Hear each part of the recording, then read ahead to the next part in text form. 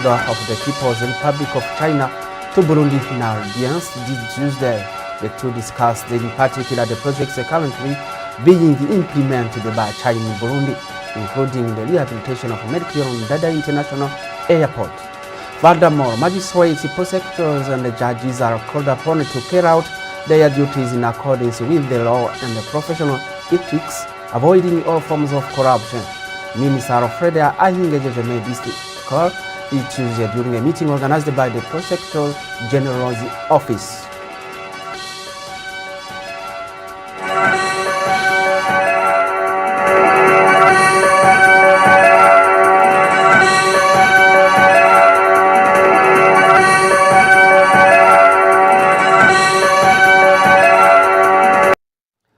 Welcome once more. Those are the headline details now. The National Assembly met in a preliminary session this Tuesday to analyze and adopt the draft law calendar of activities for the parliamentary session from February 9 to 23.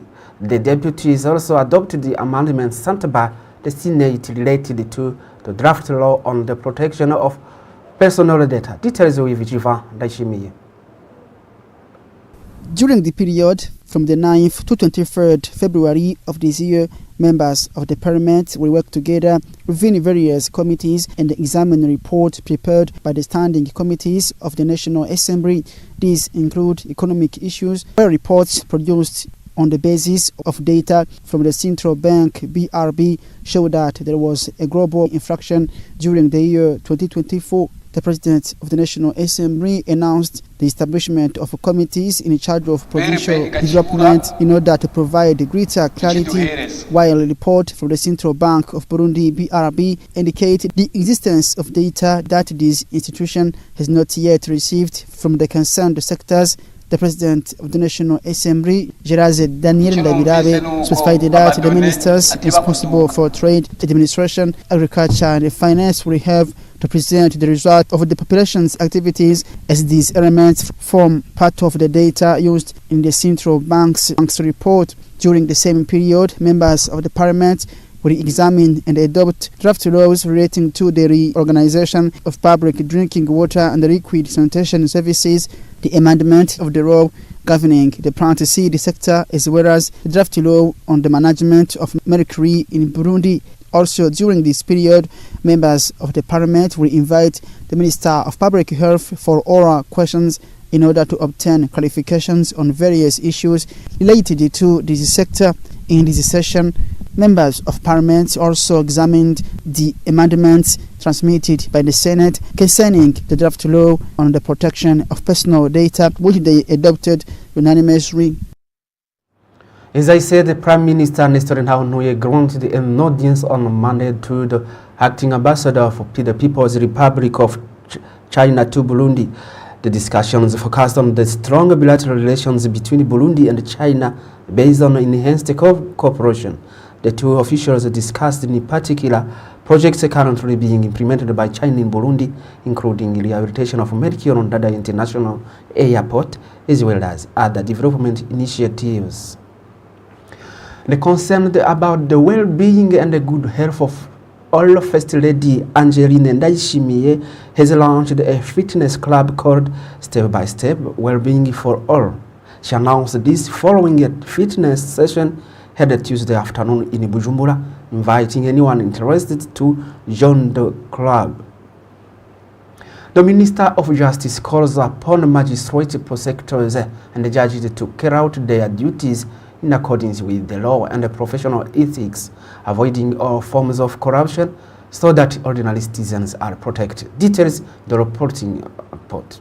Heads of the country's major jurisdictions, together with the prosecutors recently appointed to their positions, were taking up their new responsibilities. The Office of the Prosecutor General of the Republic organized this meeting for them in order to exchange views on the guidelines to be followed to deliver credible justice capable of consolidating peace and security in Burundi.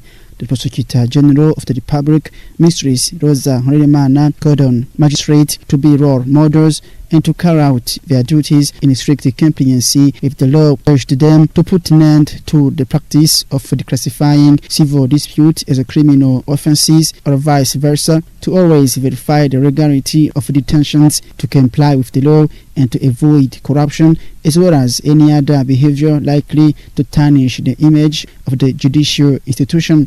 The President of the Supreme Court, Gamaliel Nkurunziza, recorded that justice is the backbone of the state and that without an effective justice system, no development is possible. He also called on heads of jurisdictions to avoid judicial delays and to move closer to citizens by strengthening community-based justice so that cases are handled in a timely manner and the only necessary cases reach higher courts. For his part, the Minister of Justice, Alfred Ahingejeje, asked magistrates to respect working hours, enforce court rulings and fight corruption.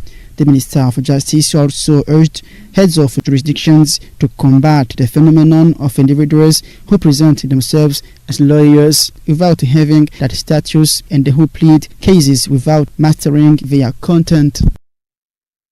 Organized by the Ministry of the Interior in conjunction with the IOM on managing the mass influx of Burundian returnees was held this Tuesday in the political capital, Gitega. Details in the following interview.